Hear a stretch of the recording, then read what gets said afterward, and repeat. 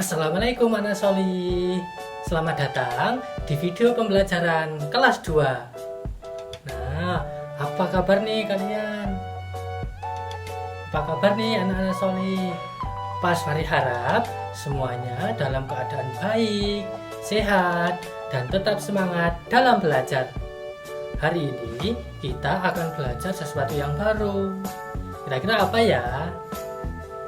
Iya betul, hari ini kita akan belajar tema yang baru, yaitu tema 3 tentang tugas sehari-hari.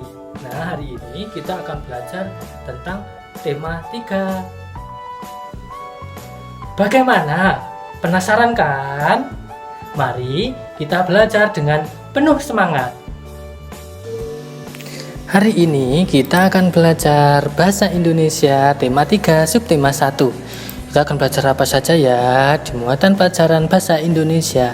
Nah, kita akan belajar yang pertama, menjawab pertanyaan sesuai cerita tentang letak suatu tempat. Yang kedua, menggunakan kosakata tentang letak suatu benda.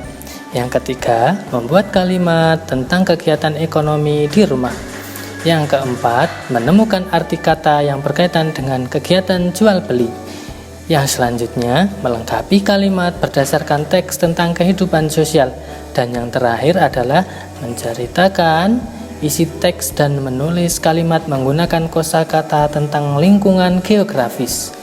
Baik, kita akan belajar yang pertama tentang letak suatu benda. Nah, kita akan belajar tentang kosakatanya terlebih dahulu. Kosakata tentang letak suatu benda. Yang pertama adalah sebelah kanan. Contohnya seperti ini. Rumah merah berada di sebelah kanan rumah biru. Rumah merah terletak di sebelah kanan rumah biru. Yang selanjutnya sebelah kiri. Nah, contohnya sekolah berada di sebelah kiri rumah biru. Sekolah berada di sebelah kiri rumah biru. Nah, yang selanjutnya adalah belakang dan depan. Contohnya seperti ini. Lapangan terletak di belakang rumah. Lapangan terletak di belakang rumah. Sekarang depan. Taman terletak di depan rumah. Taman terletak di depan rumah.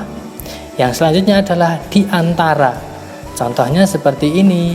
Masjid terletak di antara taman dan rumah. Masjid terletak di antara taman dan rumah. Nah, yang terakhir adalah belok kanan dan belok kiri. Nah, ini digunakan ketika ada petunjuk. Nah, petunjuk itu mau belok kanan atau belok kiri. Nah, tinggal pilih nanti. Nah, yang selanjutnya adalah Pak Guru punya denah nih. Nah, di sini ada toko, ada sekolah, ada taman, masjid, dan rumah.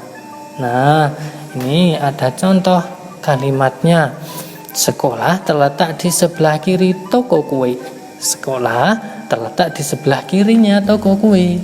Yang selanjutnya, masjid terletak di depan toko kue. Masjid itu di depannya toko kue. Seperti itu ya. Nah, Pak Guru ada 3 soal nih. Nah, apa saja ya? Nah, yang pertama, sekolah terletak di titik-titik mana ya? Iya betul, sekolah terletak di belakang rumah Nina. Sekolah terletak di belakangnya rumah Nina. Yang selanjutnya, rumah Adi terletak di titik-titik rumah Nina. Iya betul, di sebelah kirinya rumah Nina. Yang terakhir adalah sekolah berada di di antara toko kue dan taman bermain. Oke, seperti itu ya, jelas ya. Kita lanjutkan. Yang selanjutnya adalah, nah, kita tadi sudah belajar tentang letak suatu benda. Nah, sekarang kita lanjutkan dengan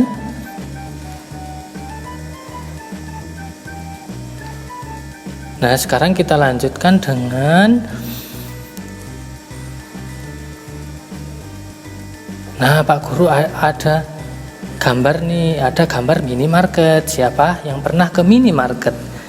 Nah, di sini ada cerita.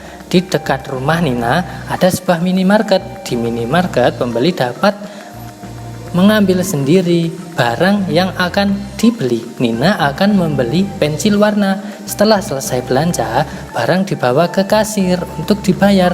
Di kasir ada petugas yang menerima pembayaran. Nah, seperti itu. Jadi Nina pergi ke minimarket. Nah, kita temukan kata yang berkaitan dengan ekonomi. Yang pertama ada pembeli.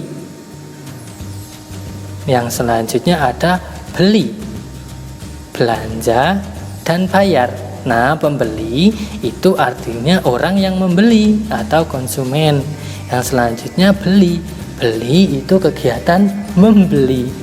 Nah, yang selanjutnya adalah belanja. Nah, belanja sama beli itu sama. Nah, yang selanjutnya adalah bayar. Nah, bayar itu adalah ketika kita sudah mendapatkan benda atau barang yang kita inginkan di minimarket, maka kita bayar di kasir. Nah, itu seperti itu ya. Nah, kita lanjutkan. Nah, setelah tadi kita belajar di minimarket ada kata apa saja dalam kegiatan kita ketika kita di minimarket. Nah, sekarang Pak Guru ada cerita nih, bermain bola. Johnny dan Tony pandai bermain bola. Johnny dapat menggiring bola dengan lincah. Tony dapat menendang dengan kencang, namun mereka tidak sombong.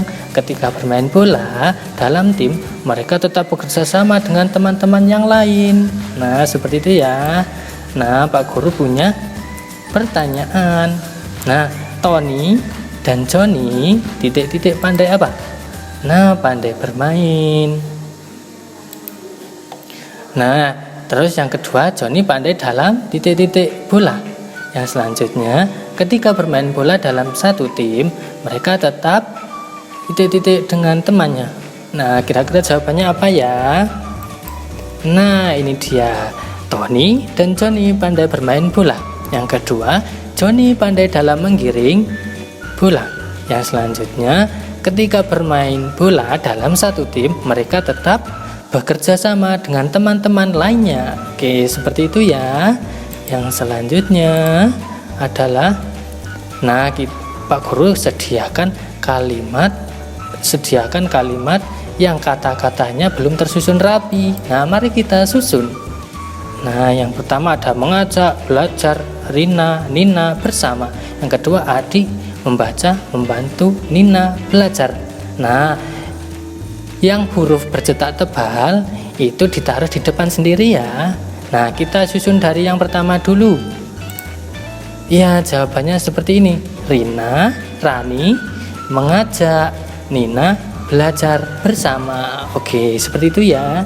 Nah, yang selanjutnya adik membaca, membantu Nina belajar. Nah, ini bisa dicoba sendiri ya, seperti apa. Oke, yang selanjutnya ini ada. Nah, tadi kita sudah berbicara tentang rumah Nina. Nah, sekarang kita akan belajar tentang temannya Nina. Nah, temannya Nina itu mengirimkan surat. Nah, suratnya isinya seperti ini. Apa kabar? Sahabatku Nina, akhir pekan kemarin keluargaku berwisata ke pantai. Udara di pantai terasa hangat, angin bertiup sepoi-sepoi. Aku membuat istana dari pasir. Aku dan adikku juga bermain ombak. Ayah berpesan agar kami berhati-hati.